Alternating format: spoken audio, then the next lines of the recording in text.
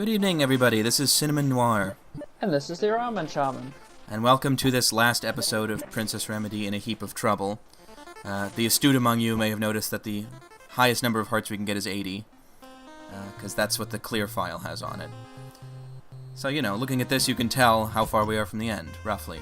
It's a little bit of math involved. I was told there would be no math in this Let's Play. Anyway, so I have taken Terra the Tank Girl with me to help me on this next boss. It's kind of a strange one.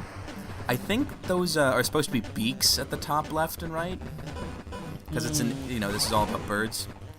But what makes this boss... What makes this boss tough is that, basically, the more you fight it, the more it fights back. Every time you hit it, it starts to get, basically, more shooty, as it were. It's one of those. And then, later on, they start to shoot those tracking or homing bullets. This can get really tricky. Basically, this boss fight is fairly easy at the beginning and fairly easy at the end, but the middle is brutal. So you gotta be very careful. Like many boss fights in this game, it's all about management. Managing the bullets on screen, your own motion, and how many enemies you have to deal with. But once you've gotten down to 2, you're probably close to being finished with it. These borders are all really colorful and interesting. It's one of the things I like about bosses in this game. In general, that's something they changed about this one. In the original, the borders of the, fight screen were pretty simple. Here, they're very elaborate. Like, even plain enemies will have their own special wallpapers, as it were. So here we are in this little, basically sort of castle town. It's right next to the castle where we need to heal the prince, because, yes, you also have to heal a prince in this game. I suppose that's natural since Remedy is a princess. Indeed. You know, it's just pure learning. Well, I mean, it's sort of a reversal of gender roles, right? I guess. I never even thought of that, actually. That's kind of clever. Although Remedy is a healer, which is a traditional gender role for women. It's a little weird like that, because on the other hand, like, Ill Girl is kind of a... Who's Ill Girl? Ill Girl, like a girl whose role in the plot is just to be sick. Oh, yeah, like in all of those animes that I watch. Totally. And one of your Japan animes. It's just like one of my Japanese animes. No, Is that actually a line from Otakon? I don't know. I think Ego Raptor may have made that up. That sounds He does... At one point he does say it's like something out of an anime. But I don't know if he says my Japanese animes. I know that weeb. Killer 7, which is Japanese, does have the line, it was almost like something out of Japanime. Mm-hmm. When's the last time someone used the term Japanime? So this is... I can kind of see Kojima doing that. Yeah, I guess so. But it's old-fashioned.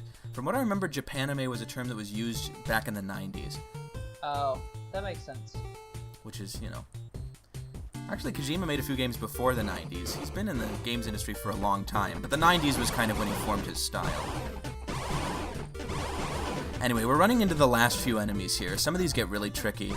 These guys with the crowns on have all of the problems of the earlier, campfire enemies, except they move around as well, so they can bump into you. And of course, moving towards you while they're shooting bullets, there's also kind of a Doppler effect where the bullets seem to stack up. That can be a little tricky. Let's heal Garfield. No relation. He's just a blob. I don't get some of their name choices. It's not even remotely cat-like. Which they missed a chance there because the internet loves cats. Yeah, although I think the internet and the world in general are kind of sick of that particular cat. Maybe. It's entirely possible. Much better than Garfield, who has a dumb name, is this guy over here who's a robot. He's actually one of my favorite late-game partners. So yeah, 10 Echo, he suffers from having too many bugs.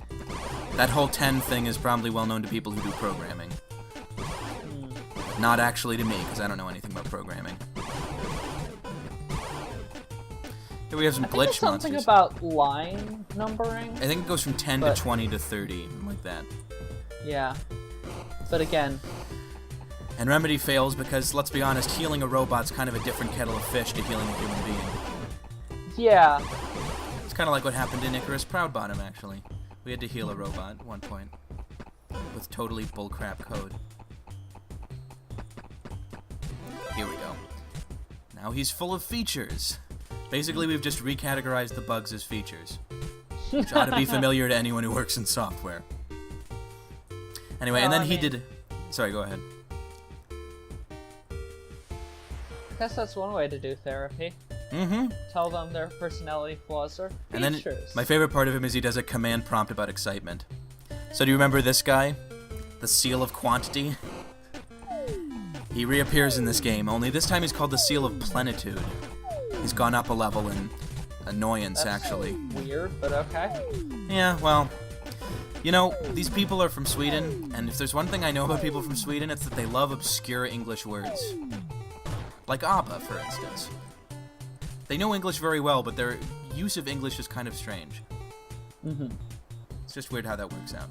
Actually, with ABBA, though, I don't know how well they did know English. Some of their songs are a little silly. So let's enter the fancy castle and save this pile of glowing dirt. It says shimmering, so I guess that guy's supposed to be a ring, but it just looks like a pile to me. Big pile. Yeah. Jesus. This is almost the point where the regular encounters start to become as difficult as the bosses. Ouch.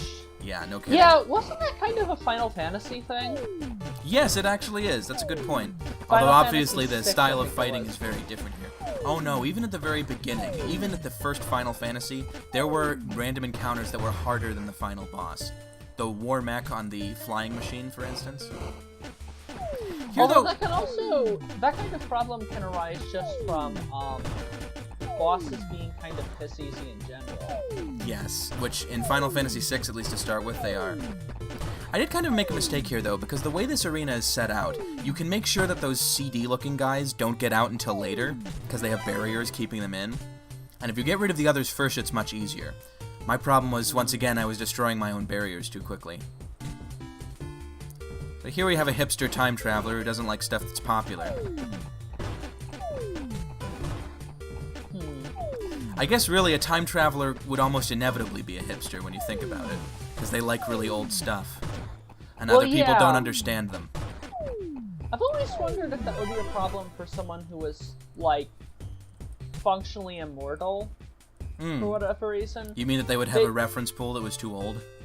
Yeah. Or, because they'd have to be constantly changing, their dialogue. I have Would they seen eventually fiction. stop giving a shit? Sometimes. I've seen fiction where that's actually addressed. And a lot of times, what they'll do is they basically have a different way of looking in every single, time period they live in. So when they see things changing around them, they change themselves. So let's go into this very small tent and save this guy with a sore back, which he probably got from living in a tent. Again, self-inflicted problems. Yeah. Oh well. You know what they say, if you massage a man's back, he'll be happy for a little while, but if you teach him to massage his own back, that doesn't really work, does it? Stop looking at you so weird? He needs to have really long hands. So, who knows? That doesn't really work. I love this bookcase. It's like a adventure diary, and it says day 27. Still no sign of Wash-Olof. It's like one of those Captain Scott and Oates situations, except Wash-Olof just pieced out and never went back. He's kind of a jerk, I think. I don't know, it's the funny thing, is that you don't actually know much about Wash-Olof, even though they talk about him all the time. What's his personality? What's he like? Who knows? He's just an informative NPC who's there to give exposition. Yeah. Exposition. This is an interesting song. Wash-Olof, I was defeated, you won the war. So we've finally gotten all the guys in the Regal Resort, and now I can fight the penultimate boss. Oh, and the robot is gonna lay down a command prompt sick burn on this boss. This is actually kind of an interesting one. It starts off just with this little crab guy. Oh, don't mind this, I was interrupted and had to go to the menu. But you'll soon find out this guy is a little more than he seems at first glance. You may have noticed he's not taking up much of the screen. Well, let it suffice to say, he's not going to be taking up very little of the screen for much longer. Oh, he's one of those. Anything that's blue in this guy's this guy's sprite, is, I think, something that you can go through, like non-clipping. But the rest of it is all targets, and those things will hurt you if you hit them, and they'll shoot bullets at you. The thing that's a little annoying about this is, you'll soon see this guy's going to move forward, and he doesn't move forward when you've destroyed all the parts in one section. He moves forward when you've destroyed about half of them, which means you can easily get caught in a situation where you're being fired on from behind and in front. Basically, this guy requires pretty careful management. Yep, here we are. This Cthulhuoid monstrosity has only just begun to be revealed. I like the wiggling tentacles, it's pretty cool. But yeah, this guy just covers the screen in bullets. I mean, this isn't quite bullet hell levels, but it's getting there. Oh, jeez. Yeah, I was gonna say, this game isn't quite Toho, but... Right. What makes this guy tricky... Pretty unforgiving. What makes him tricky is the combination of slow-moving bullets with fast-moving bullets. So the slow-moving ones kind of trap you into staying in one area, and then the fast-moving ones try to hit you once you're trapped. Yeah. Now, generally speaking, in most bullet hells, all the bullets are slow, and it's just that they form patterns that are really intricate and you have to dodge between them. This is mixing it up a little bit more, I would say. So we finally got through this last boss, and it is time to go... Oh, jeez. I thought this was going to be called the castle, but no, it's the Dead Garden. Yeah, this isn't too fun. Let's go into the Castle of Prince, which sounds like it was badly translated from the Japanese. Nah. Yeah, this is Prince S. It's bound to cause some confusion. confusion. It could be a castle for an artist who's now no longer known as Prince. Indeed. Or ex-Prince, yeah. So we're Princess, and at the end we could get married to Prince S. Oh, God. And Princess Valium. Sorry, it's the hair. No, so he is actually not the final NPC boss. He's just really sick, and instead we have to fight the person who has caused all of this, who is behind there. First I'm going to sit on the throne, and then I'm going to have my robot friend sit on the throne. Who wouldn't want to be ruled over by a robot, am I right? Let us go to the capitulum, by which I think they just mean the head of the tower. And here it is, the heart and soul of Boss Tower, who doesn't like Remedy because she's healing people. And he doesn't want that. But he says he's only been made more resistant to the medicine because, you know, superbugs and germs. Sure. Because that's totally a thing. Anyway, let's get started. You might recognize this as being somewhat similar to the format of the boss of the original game. There's basically 3 targets, each of which is something really weird. I love the little TV guy in the middle. It's a shame I get rid of him first. But it is kind of fun that when you do it, it looks kind of like a mouth with a tongue in it for the eyeball on top. And then finally this sad face in the bottom. Let's put him out of his misery. There we go. And we ascend up the tower again to fight. Very weird collection here. It's like a... What's that thing in the middle? It looks kind of like a pear. I love these bullets that kind of move in like a waltz pattern. It's very tricky. You have to get yourself adjusted to the rhythm of it. You know what I'm talking about, right? The little circular ones. This is the point where it gets bullet hell. Yeah. Although not as bullet hell as it can get, as you will see later. One nice thing about this... You know those slips at the bottom, I just realized they remind me of the Rolling Stones. Yeah, it is kind of like that, isn't it? Did you know that logo was inspired by Kali? The Hindu goddess? I did not. Yeah, I just figured that out. I just got told that the other day. It's interesting. I love this screen. First of all, we have the shark with like what looks like a blonde toupee on it.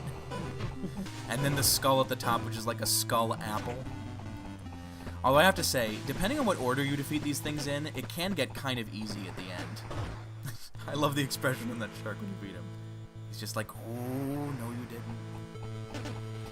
So let's defeat, finally we have, I don't know what this is, a statue?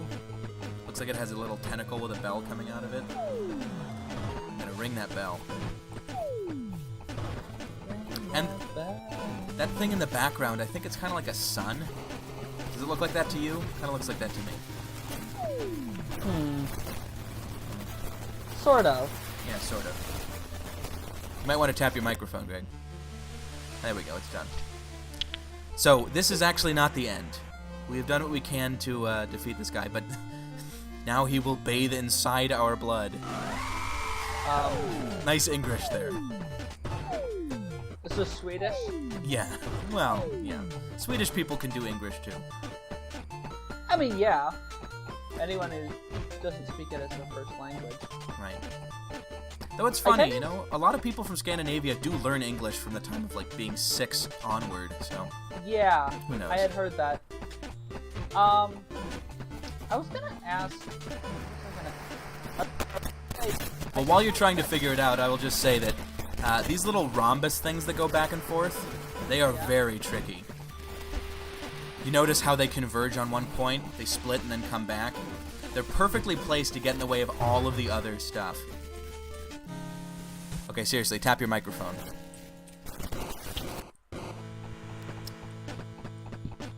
It's just some audio problems. Anyway, I actually died there. I messed up. I think I used my flasks too early, so I'm going to be a little more sparing with them this time. Just going to be a little more careful. That's always good. Mm-hmm. No. But one thing about this game is that health management is a little more complicated than it was in the original game. You have to make sure you're hitting a target all the time so that your health will restore. One nice thing they do here is that your health always comes back in between stages. Without that, this would be much harder, though far from, you know, impractical. I mean, it'd still be very doable. There I really messed up. I don't know what I was thinking, getting hit by 3 at once. I don't know what to tell you. Nothing to be said. No, I'm sorry for the boredom audience of me going through this again, but, and I have to say, this isn't even the end of that. We'll see this after the credits, but... You know, it's basically like when they tell you to stay at the end of the credits of a movie because something great is going to happen, and then it's just more terrible, boring crap. Yeah. That's what this Let's Play is like. It's just terrible, boring crap. Okay, come on. Okay. Defeat that skull apple. Defeat that shark. I just noticed there's some fish beneath the shark. Were they going to get eaten by the shark? Are they trying to be protected behind the shark? Who knows? Actually, the one in front closes his eye when you defeat the shark, so maybe they were allied. They were jumping the shark. Jumping the shark? Yeah. I know how that feels. I did that a long time ago. Anyway. So yeah, once again, we're seeing this combination of slow and fast shots can really mess you up. And oh my gosh. I'm embarrassed with myself. I think I've got maybe 1 hit left at this point. But they're very generous, actually. Not only do they heal between stages, but they heal between this and the next one. Even though you could argue this is the same stage. Mm-hmm. Oh, jeez. I'm pretty sure the big bullets do more damage than the small ones, although I could be wrong. It would make sense. The big ones are easier to avoid.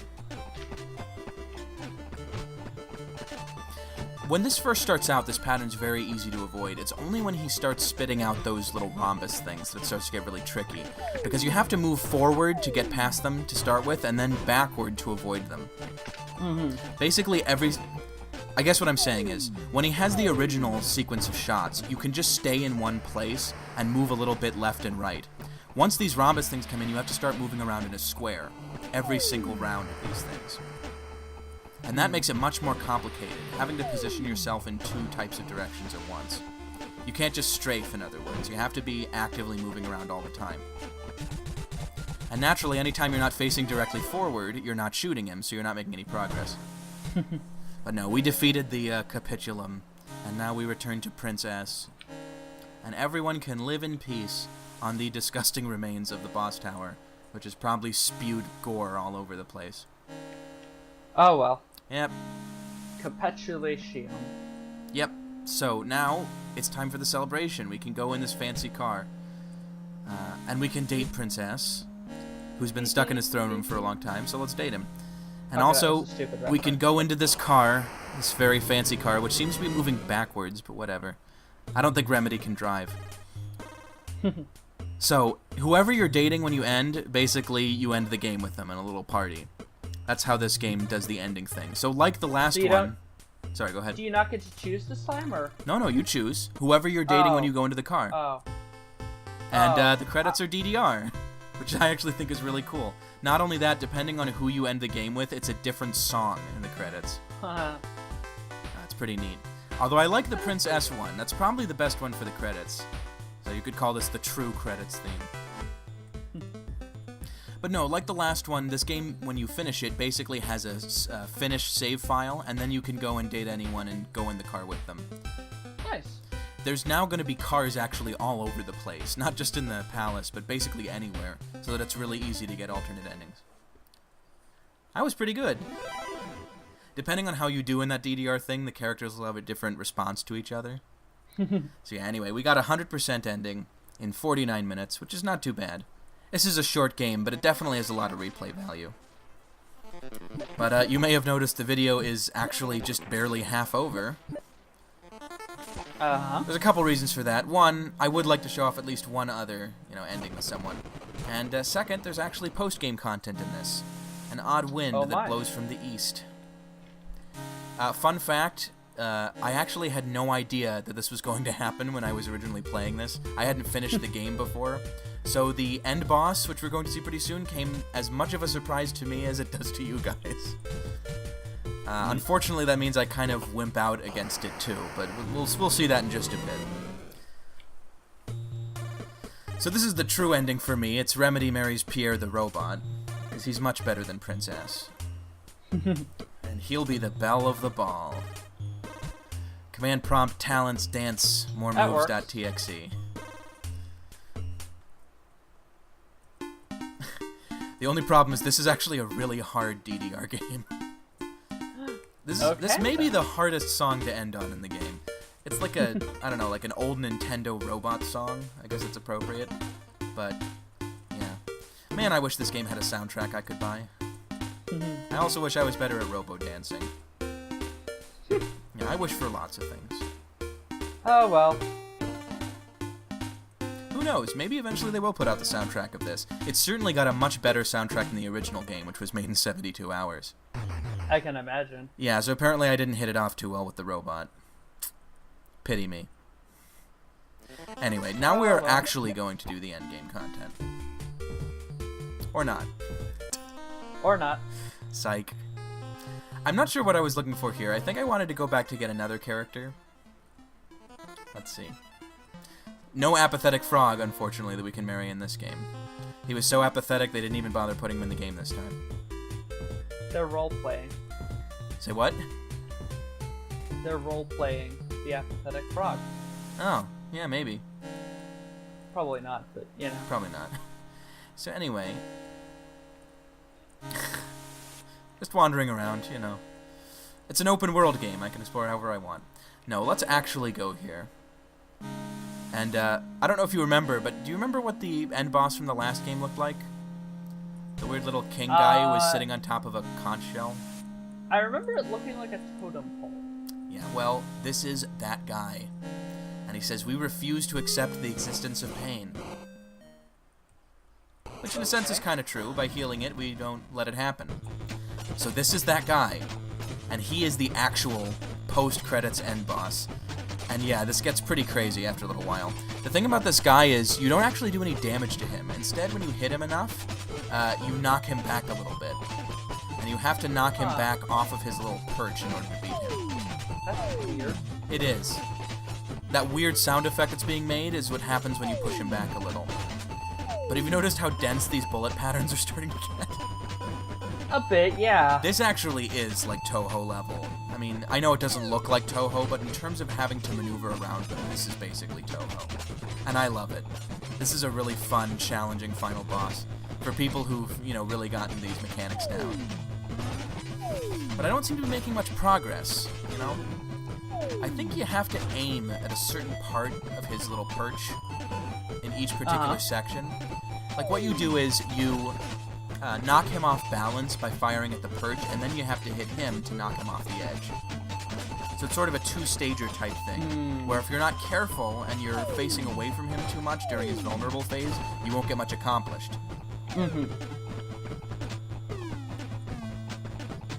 Anyway, it's a clever way to take, a system that might have been easily cheesable if he just had a lot of health, and make it more challenging.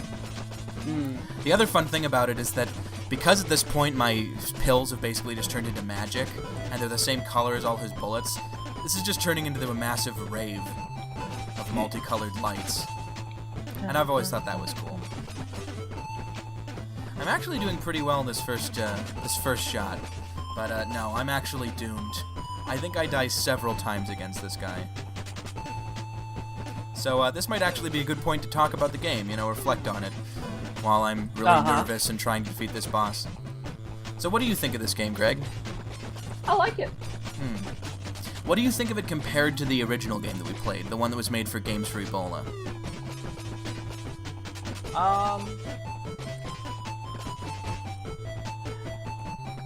It's hard to say because I haven't actually, played it. Right, I know. But it seems of about the same quality. It does. It's got a similar level of, I think the fun. The fun is very similar. What this game has over the original is polish. Yeah, there's my first death against this guy. And I come right back up against him because I don't understand. But there is a kind of a key to this guy, which I will explain once I finally figured it out myself. That's the perils of doing a final boss when you haven't fought him before. But anyway, this game's graphics are just much, I would say, more vibrant and interesting than the original game. Not that the original game had bad graphics for what it was, but this game takes sort of the ideas of the first game's graphics and really works on them to make them something special. Another one that I think without a doubt is much better is the music. The music in this game is a lot of fun and it's really emotional, which the first game had trouble doing with such a short, designing time. I'm pretty sure they worked on this game for a number of months. Whereas, as we said, the original was made in literally just 3 days. It's a whole different kettle of fish. The fact is that this game is just a totally different type of product from the one that spawned it. I'm glad they returned to this world because it is a world with a lot of potential. I'd love for them to do another thing with this at some point, honestly. Maybe even different characters or a whole different concept of game with this graphical style could be a lot of fun. Because, seriously, who has made a game with this graphical style in the last decade? I can think of almost no games that look or play like this. That's one reason I like it so much. Except, maybe Fantasy World Dizzy, and I don't actually know that game that well. Well, that's the thing, is that this game's inspired by stuff like Fantasy World Dizzy and the graphics, but Fantasy World Dizzy was made more than 2 decades ago. It's an old game. So really, yeah, the Shovel Knight comparisons are kind of apt. These games have similar inspirations, but they're both taking a level of polish that is distinctly modern day. So, can you guess what I'm doing wrong here, by the way? It kind of seems like I'm maneuvering around pretty well, right? I always have trouble with puzzle bosses, so... It's not entirely a puzzle boss. But there is one thing you might have noticed, which is, what was one of the big changes they made to this game compared to the original?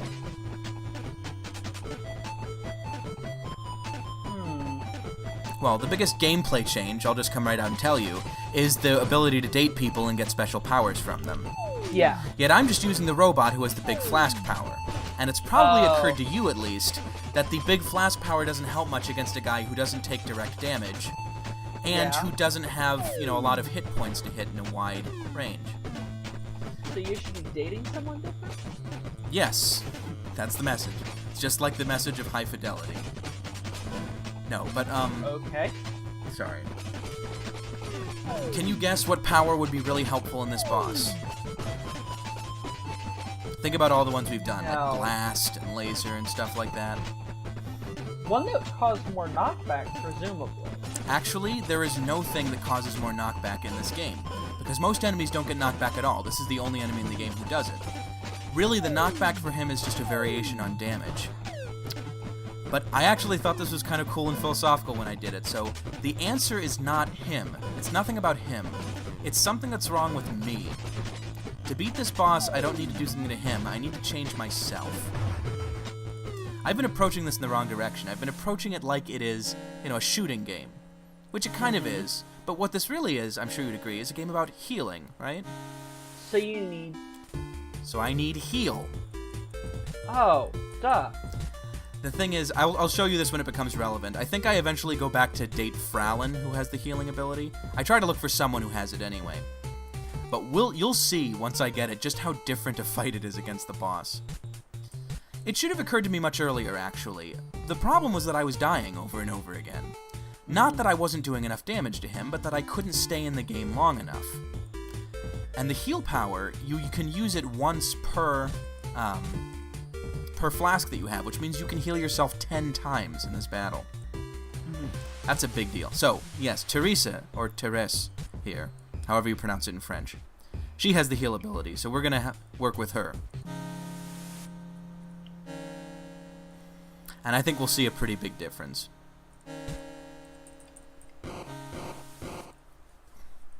So here we go. Now I have finally become a true healer. And I believe in myself and all of that nonsense you find in anime. So I'm gonna win. It would be appropriately ironic at this point if I actually did lose now, but I am gonna win. Just letting you know. Yep.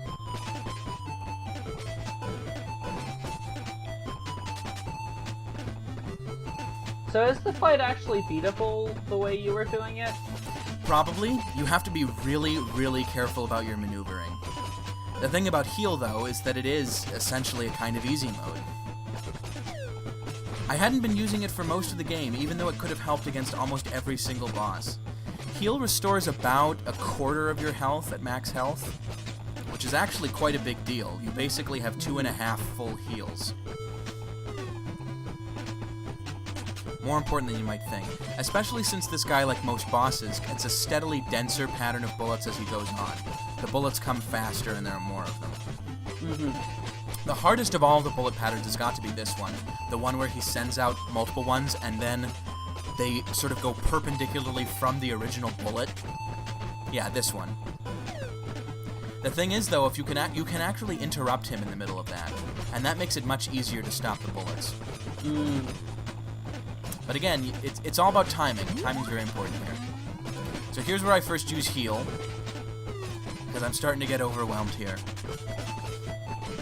And you'll notice I'm already doing much better than I did in the original one. I've got him about where I was when I died last time, but I still have most of my health. And I have 7 heals left. So yeah, this is really the way you want to do it if you want to beat this boss without being a complete wizard about it. I was really tense when I did this. I know you haven't played it, so you don't quite get the feel of this game, but you definitely can get a little jittery when you've been moving around all over the place and playing the game for an hour. You feel like you keep that feeling from video games. Exactly. You feel like you're running into the bullets, but actually the hitboxes are a little more generous than you might think. That, I think, is the essence of Touhou. The reason why people like it so much is that Touhou requires you to sort of have a different feeling about the bullets than you would ordinarily. You realize that the hitboxes are more generous than you might think, and so it's more a question of getting the rhythm of it and knowing what the bullets do than having to avoid literally every single bullet. You know what I mean? It's like a Zen thing. Yeah.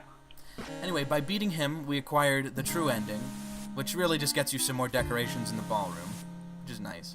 But more importantly, you know that this guy, who was such a jackass in the last game, is finally defeated once and for all. And we go with Therese to the new ballroom with its fancy curtains and such. And this, finally, is the true credit sequence, where we can rest. Ah, I forgot, Therese has 3 arms, so she doesn't know where to put her 3rd arm. Go figure.